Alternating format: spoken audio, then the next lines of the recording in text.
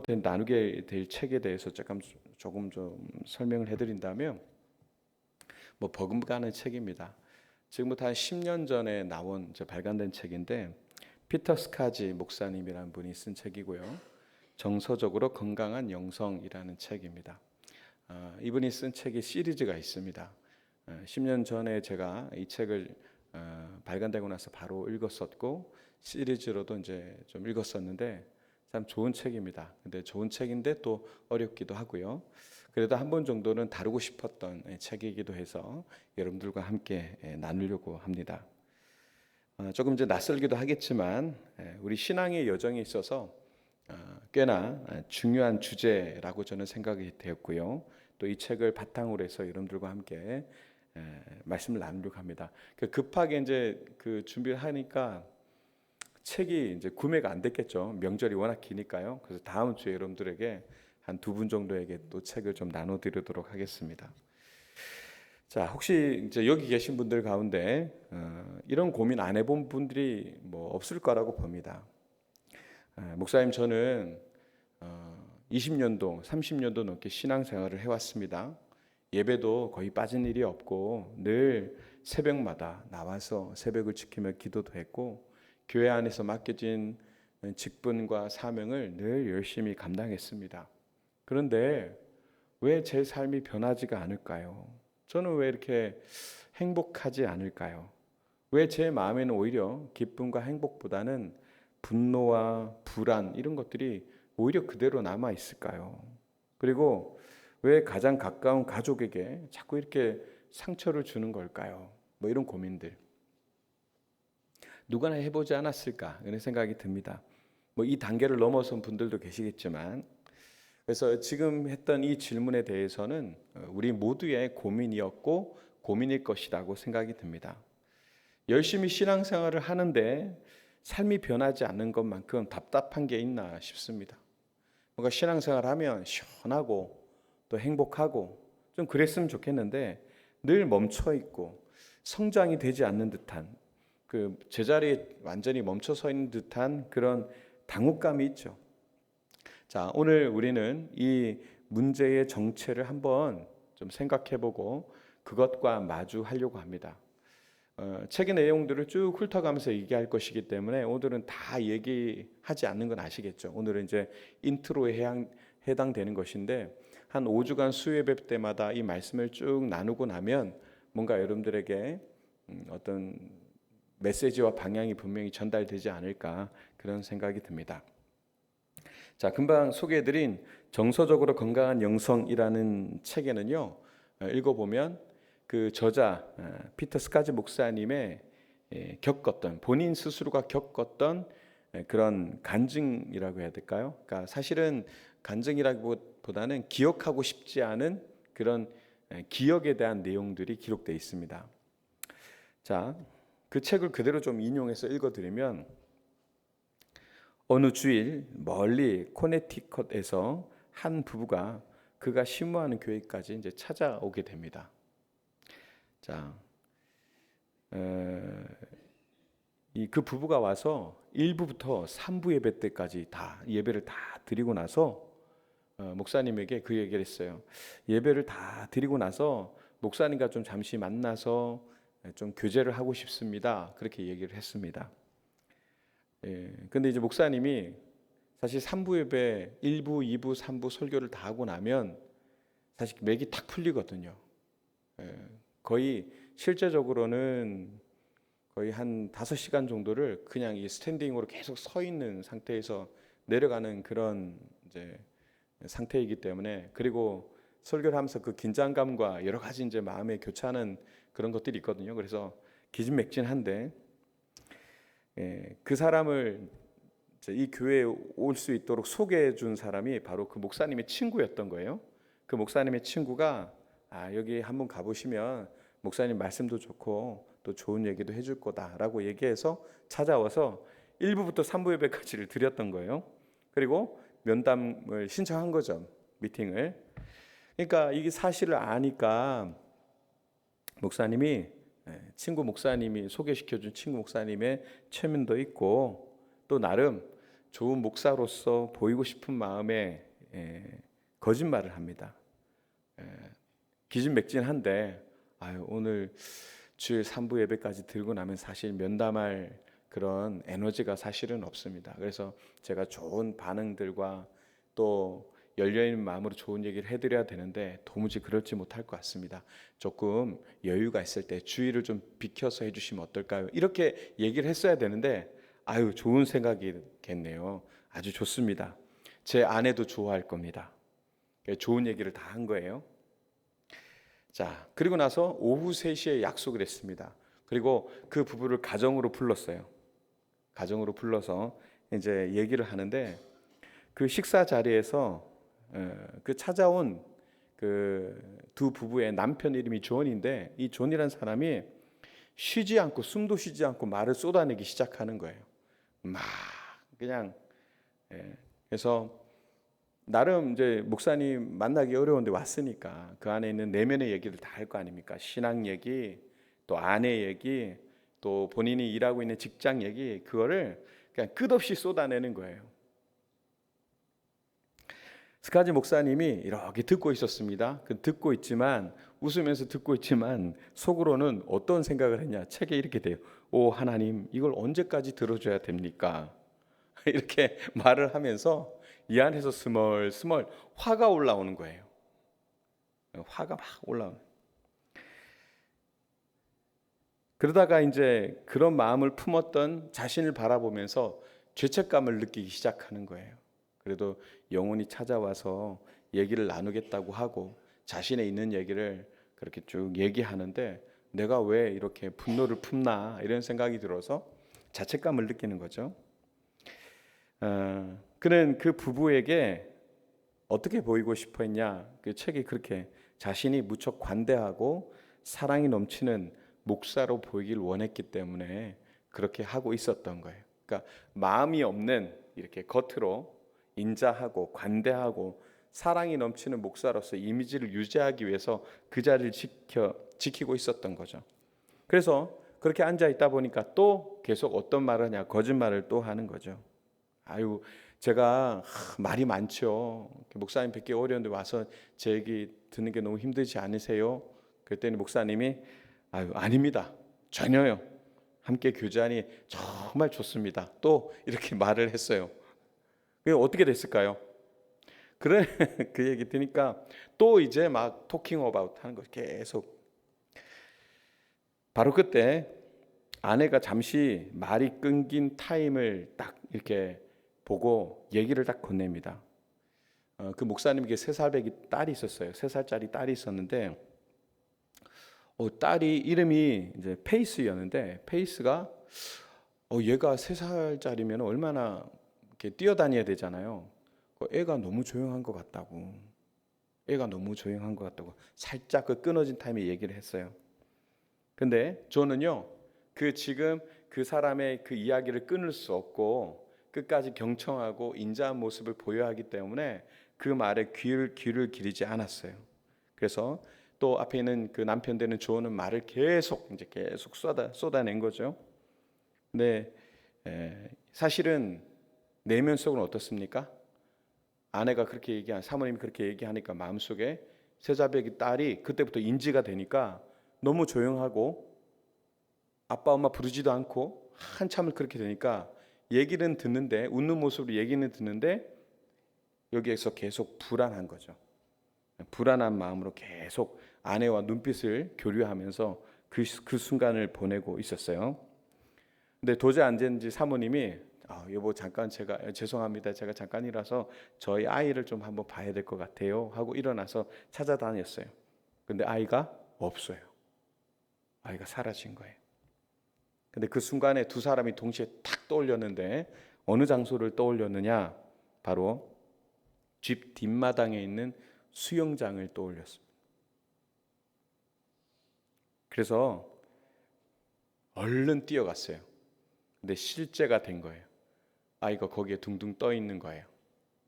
근데 다행히 그 아이를 막 뛰어들어갔고 걔를 끄집어내 갖고 살렸습니다. 살렸어요. 조금이라도 더 늦었으면 그날 아이 장례식을 치를 뻔한 그런 상황을 한번 겪은 거예요. 자, 이 끔찍한 사건이 그 책에 기록되어 있는데 그 사건 후에 목사님이 그 책에 이렇게 고백을 했어요. 문제는 나한테 얘기했던 말을 쏟아냈던 존이 아니다.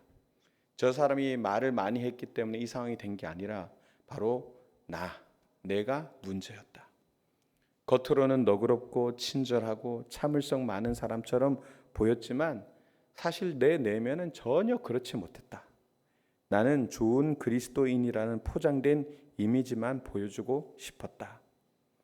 나의 제자도와 영성은 내 삶의 깊은 부분을 결코 바꿀 수 없었다. 그 이유 때문에 내 딸은 거의 죽을 뻔했다. 내 영성의 뭔가가 단단히 잘못되었다. 자, 거두절미하고 요 정도까지만 책의 이제 예화를 얘기를 할게요. 여러분, 이 이야기가 한 미국의 어떤 목사님의 부끄러운 과거로 그냥 치부될 수 있는 일이냐? 저는 그렇지 않은 것 같습니다. 그 책을 읽으면서 이번에 다시 이 책을 꺼내 들고 이제 읽었는데 사실 이것이 나의 모습이겠다 이런 생각이 들었습니다. 저도 이제 목회자니까요. 겉으로는 괜찮은 그리스도인처럼 그렇게 보이지만 속으로는 불안과 분노, 거짓과 죄책감으로 가득 차 있는 모습. 그래서 정작 가장 소중한 것들을 위험에 빠뜨리고 있는 그런 모습이 바로 나의 모습이지 않은가. 네. 목회라는 이름으로 우리 아이들을 정말 내팽개쳤던 시간들도 사실은 있었거든요. 네. 좋은 목회자이고 싶었나 봐요. 네. 그렇습니다. 근데 또 그리스도인들 가운데도 이런 모습이 분명히 저는 있다고 봅니다. 그래서 정작 가장 소중한 것들을 위험에 빠뜨리는 그런 모습,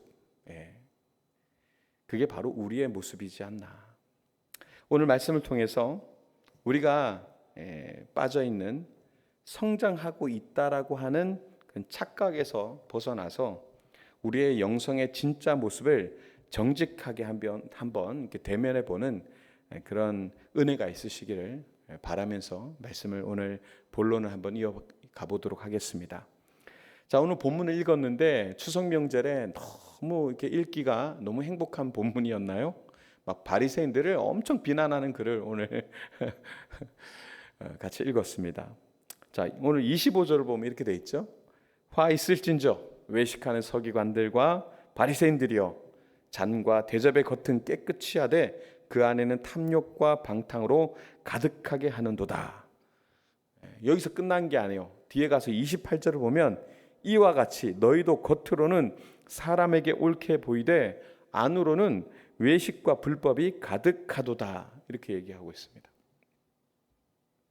예수님은 여러분 무엇을 보시는 분입니까? 우리의 외모, 겉을 보시는 분이 아니라 우리의 속, 우리의 안, 우리의 내면을 보시는 분이시죠. 그렇습니다. 중심을 보시는 분이십니다. 그런데 우리는 너무나 자주 우리의 겉모습을 꾸미는데 많은 에너지를 사용합니다. 자, 오늘 스카지로 목사님은 우리의 영성을 뭐로 이 책에 비유하고 있냐면 빙산에 비유합니다. 참 이게 좋은 예인 것 같아요. 빙산 한 번도 이제 우리가 본 적은 없을 겁니다. 이게 뭐 북극을 가든지 남극을 가든지 가야 이 빙산의 조각들을 볼 수 있으니까요. 근데 이 빙산, 여러분 빙산이 이렇게 물에 떠 있잖아요. 그 위에 보이는 부분이 몇 프로 정도 된다고 들으셨어요? 대략 그 위에 보이는 게 엄청 커 보이지만 그게 빙산 전체의 10% 정도에 지나지 않습니다. 자, 나머지 90%는 어디에 있느냐? 보이지 않지만 밑에 수면 밑에 들어가 있는 것이죠. 자, 우리의 신앙의 10% 눈에 보이는 영역이 있다는 것이고 보이지 않는 영역 90%가 있다라고 이렇게 스카지로 목사님이 예를 들더라고요. 우리 무엇이? 우리의 영성이 빙산의 모습과도 같다. 이렇게 비유하는 겁니다. 자, 금방 말씀드렸던 10% 눈에 보이는 우리의 영역, 우리의 영성의 영역은 뭐가 있을까요? 주일 예배 참석하는 것, 기도에 나오는 것, 성경 읽는 것, 교회에서 봉사하는 것, 또 조금 더 나가서 술, 담배 끊고 또 부도덕한 행위 안 하고 불법 안 저지르는 것, 뭐 이런 것들이 한 10% 정도 되는 모습일 수 있겠죠. 자, 이 모습이 여러분 너무나 사실은 귀합니다. 중요하고요. 아름다운 것입니다. 문제는 우리가 이 10% 활동을 잘 하고 있으면 착각을 한다는 거예요. 어떤 착각? 내 영성이 건강하고 성장하고 있다라고 착각하기 십상이라는 겁니다.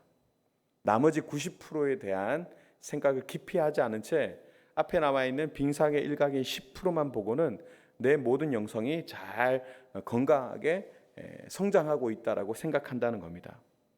교회 활동에 열심이지만 여전히 내면의 상처와 죄의 문제는 조금도 사실은 건드려지지 않은 채로 남아 있는 것이라고 보는 것이죠.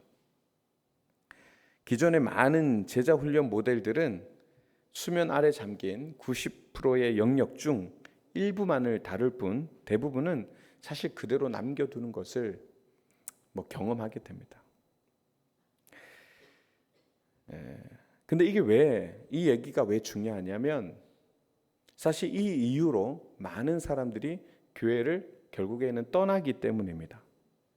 많은 사람들이 교회를 떠나는 이유가 여러 가지 이유가 있겠지만 열심히 해서 겉으로 보여지는 나름의 열심이 있었지만 보이지 않는 90%의 것들이 건드려지지 않았기 때문에 교회를 떠나는 일들이 정말 다반사로 일어납니다. 책에 따르면 믿음이라는 것이 있지만 더 이상 교회에 나오지 않는 사람들에 대해서 얘기합니다. 그들은 교회에서 배운 영성이 자신의 삶을 깊이 있게 변화시키지 못한다는 것을 고통스럽게 깨달았기 때문이라고 그렇게 기록합니다. 결혼, 자녀 양육, 직장 생활 이런 실제적인 문제들 앞에서 교회의 가르침이 그렇게 힘을 발휘하지 못한 듯한 그런 경험들을 다들 한 거예요. 여러분, 하나님은 우리의 활동 목록을 보고 평가하시는 분이 아니죠. 하나님은 우리의 존재의 뿌리 자체가 당신의 말씀으로 변화되기를 원하시는 분이 우리 하나님이십니다. 우리의 겉모습이 아니라 그 밑에 잠겨있는 수면의 90%의 그 거대한 세계가 예수의 능력으로 변화되기를 원하고 계신다라는 거죠. 존재 자체의 변화. 자, 그렇다면 우리의 눈에 보이지 않는 수면 아래의 90%에는 무엇이 있는가? 뭐가 있을 것 같습니까? 그 안에는 이런 것들이 있다라고 책에서 설명을 합니다. 우리의 다듬어지지 않은 감정, 그리고 과거의 상처, 또 가족에게로부터 물려받은 죄의 패턴들, 반복되는 죄의 패턴들, 자연스럽게 내 몸에 체득되어진 죄의 패턴들, 그리고 아무에게도 말할 수 없는 내 안에서의 욕망, 그것이 물질이든 또 성적인 문제들인지 간에 나 혼자만이 알 수 있는 그런 욕망들, 이것이 보이지 않는 90% 안에 있는 내용들의 일부분일 겁니다. 자, 책에서는요, 정서적으로 건강하지 못한 영성의 10가지 증상을 얘기하고 있는데 오늘 한 3가지 정도만 여러분들에게 소개를 한번 해드려 볼게요. 첫 번째, 정서적으로 건강하지 못한 영성. 첫 번째, 하나님께로부터 도망치기 위해 하나님을 이용합니다. 하나님께로부터 도망치기 위해서 하나님을 이용한다. 이게 좀 어려운 표현인 것 같죠? 근데 설명하면 되게 쉽습니다. 자, 우리는 하나님의 일을 그러니까 사실 이 증상이 사실 3자 입장에서 보면 딱 보이는데 스스로 알아차리기는 가장 힘든 증상이기도 해요. 자, 우리는 하나님의 일을 한다는 명분 아래 정작 하나님이 내 삶에서 다루기 원하시는 부분을 교묘하게 피해갑니다. 정말 하나님께서 내 안에 다루고자 하는 그 부분들을 이렇게 피해갑니다. 그러니까 예를 들어 볼게요.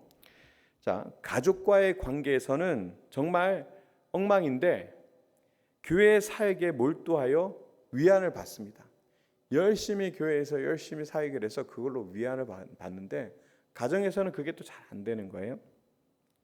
내 안의 상처와 분노를 직면하기 두려워서 다른 사람의 신앙을 판단하고 정죄하는데 성경 말씀을 사용합니다. 이 또한 그렇습니다.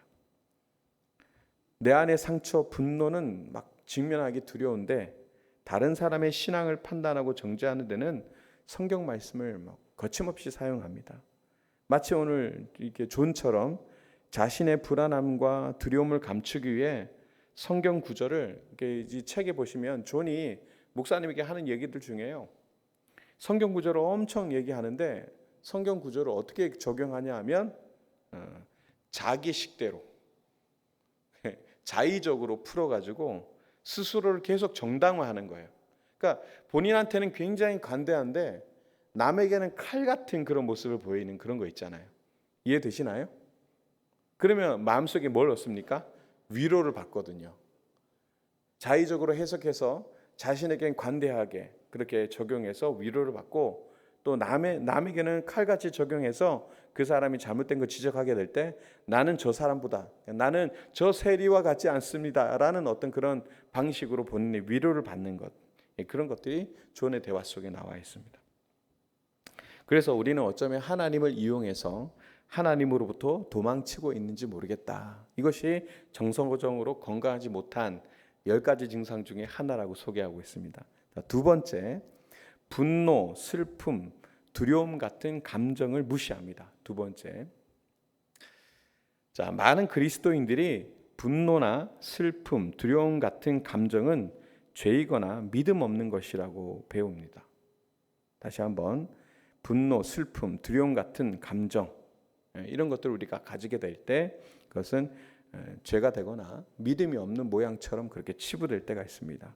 그래서 감정이 올라오면 잘못된 신앙이라고 여기고 억누르며 애씁니다. 자, 이 부분에 대해서 우리가 좀 더 고민해 봐야 되는 부분이 뭐냐면 1:1 제자 양육에서도요. 항상 감정이라는 것이 열차의 맨 끝에 부분에 들어와 있는데 감정은 당연히 우리에게 인간을 창조하신 하나님의 그 섭리 가운데 우리에게 주어진 감정이 있거든요.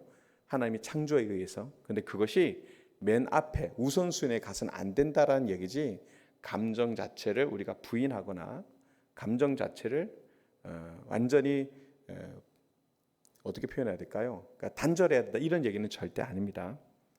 근데 감정이 올라오면 잘못된 신앙이라 여기고 억누르려고 하는 것 이런 극단적인 부분들도 우리가 조금 생각해 봐야 됩니다. 우리는 사실 이제 신앙을 얘기할 때 1:1 양육에도 그래요. 사실, 팩트, 그 다음에 믿음, 그 다음에 감정 이것이 열차 순서대로 이렇게 돼 있거든요. 장로님 기억나시죠? 그죠? 사실, 믿음, 감정. 기차 이제 비유하면서 감정은 믿을 것이 못 된다 뭐 이렇게도 얘기하는데 그런데 이것이 앞으로 가면 문제지만 뒤에 있는 것은 분명히 중요한 부분입니다. 감정은 하나님이 우리를 인간으로 만드셨다라는 증거이기도 하기 때문에 굉장히 중요한 부분입니다. 근데 감정은 또한 우리의 영혼의 상태를 알려주는 중요한 신호기로서도 중요한 부분이 있습니다.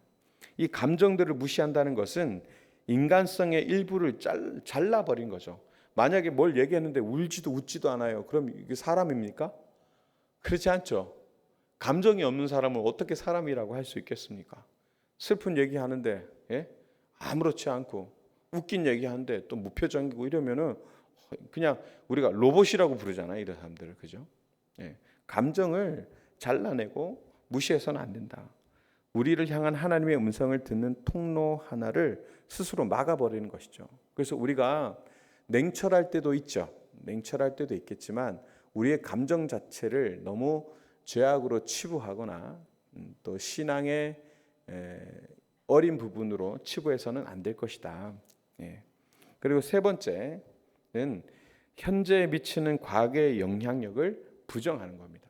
정서적으로 건강하지 못한 영성 중에 세 번째는 현재에 미치는 과거의 영향력을 부정하는 것.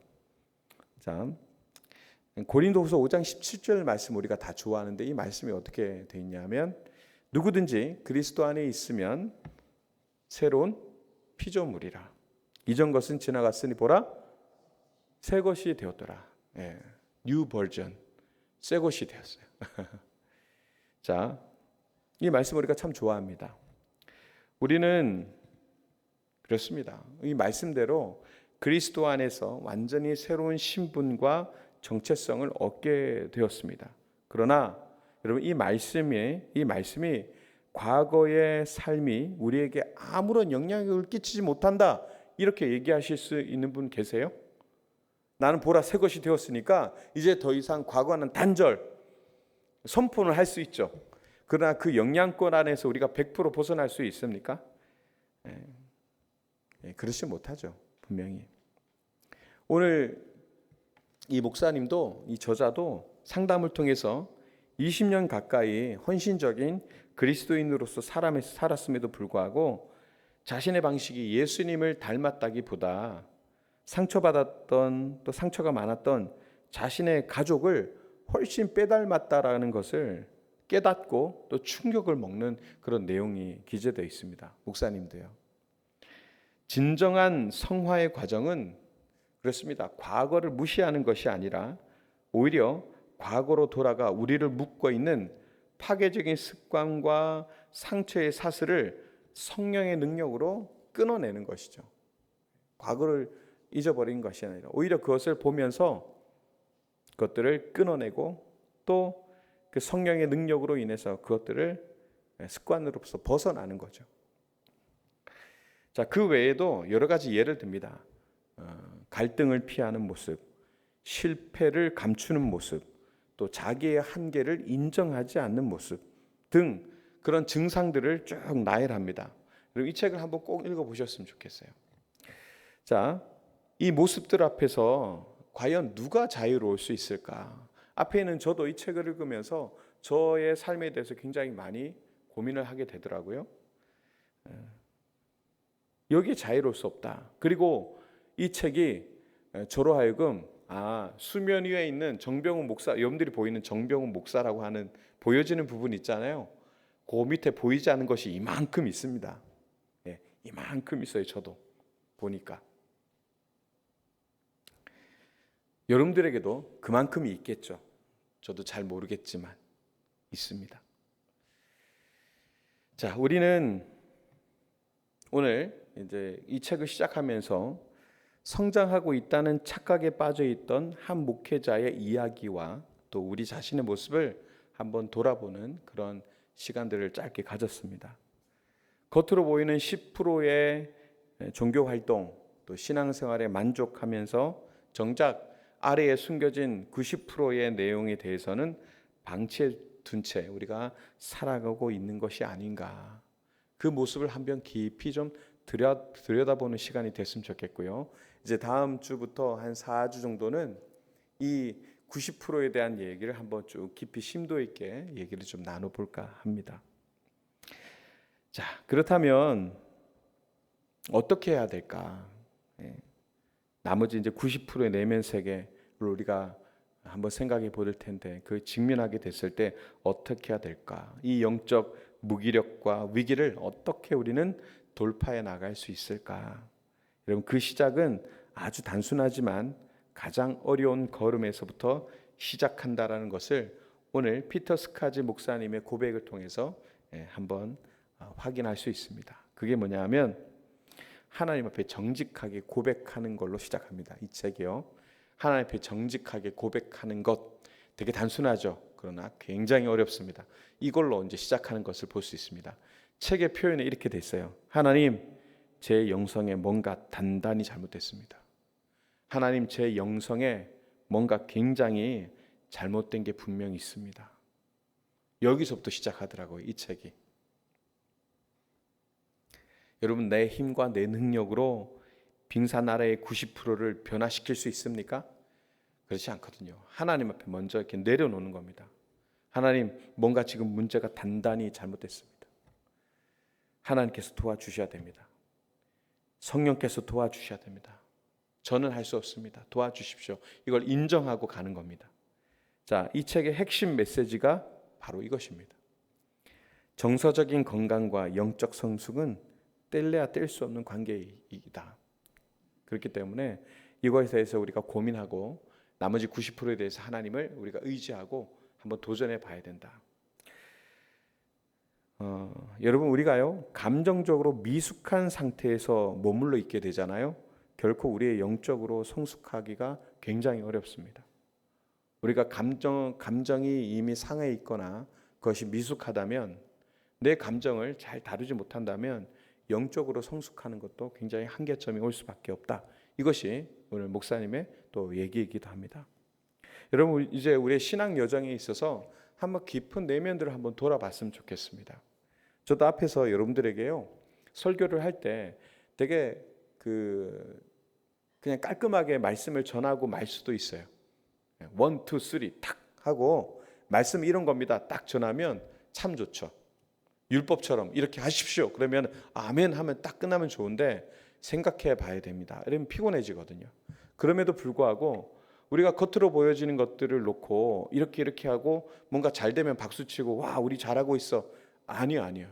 절대 그렇지 않습니다. 한국 교회가 많이 병들어 있어요. 그런 부분에 있어서 내면의 90%의 깊은 부분들을 우리가 다뤄가야 됩니다.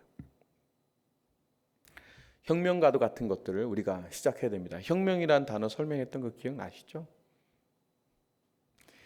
자, 겉모습만 꾸미던 신앙을 넘어서서 내면 깊은 곳까지 하나님의 변화의 손길이 미치도록 우리 자신을 활짝 열어야 되고요. 주님 앞에 다 내어놔야 됩니다. 나의 감정, 나의 과거, 나의 상처, 나의 약점까지도 모두 주님 앞으로 우리가 다 가져가야 됩니다. 고통스럽지만 이 길만이 우리를 진정한 자유와 성숙으로 이끌어가게 될 줄로 믿습니다. 자, 이제 내면에 하나님께서 나에게 뭘 얘기하시는가를 여러분들이 예배당에 오시거나 홀로 기도하실 때 그 음성에 한번 좀 잘 귀 기울여 보셨으면 좋겠습니다. 이 부분을 정말 잘했던 성경의 인물이 한 사람이 있어요. 그게 누구냐면 다윗입니다. 다윗의 기도를 우리 다 함께 한번 읽고요, 오늘 설교를 마무리하도록 하겠습니다. 시편 139편 23절 24절 말씀인데요, 한번 다 같이 한번 읽도록 하겠습니다. 시작. 하나님이여 나를 살피사 내 마음을 아시며 나를 시험하사 내 뜻을 아옵소서. 내게 무슨 악한 행위가 있나 보시고 나를 영원한 길로 인도하소서. 아멘. 하나님 앞에 이 다윗의 이 고백처럼 우리도 이런 기도를 할 수 있어야 됩니다. 내 내면을 계속해서 바라보고 또 쳐다보고 확인할 수 있는 기도가 우리에게 절실히 필요한 때입니다. 이러한 정직한 기도를 통해서 우리에게 감추어 주신 90%가 주님의 빛 앞에 드러나고 참된 치유와 변화의 여정이 시작될 줄로 믿습니다. 그렇게 다 되시길 바랍니다. 여러분, 이 부분이 여러분들이 어떻게 변화되는지 제 눈으로 확인할 수가 없는 부분이에요. 충분히 우리는 메이크업을 할 수 있잖아요. 여러분들, 제가 보기에는 정말 너무너무 신앙생활 잘 하시고 우리 공주중앙선교회 성도님들 만나서 너무너무 행복하고 좋습니다. 그런데 나머지 90%가 정말 잘 되고 있는지에 대해서는 확인할 길이 없어요. 근데 어느 순간에 이게 골마 터져서 나중에 와서 사실 목사님 저는 사실 그렇지 못했어요. 그러면 진짜 정말 속상할 것 같아요. 정말 속상할 뿐만 아니라 목회자로서 자책감이 들 것 같아요. 내가 왜 그걸 몰랐을까? 왜 그걸 물어보지 않았을까? 왜 그거에 대해서 기도해드리지 못했을까? 저도 그 자책과 그 괴로움 속에 막 시달릴 것 같아요. 그래서 이번 설교 시리즈는 되게 중요한 부분인 것 같습니다. 우리 성도님들의 그 내면의 깊은 중심까지 예수 그리스도의 빛, 하나님의 빛 가운데 들어가서 새롭게 되고 변화되는 놀라운 은혜가 있으시길 바랍니다. 이 책을 함께 묵상해 나갈 때에 정말 큰 변화, 놀라운 치유가 일어나게 될 줄로 믿습니다. 그렇게 되시기를 주님의 이름으로 간절히 축원드립니다.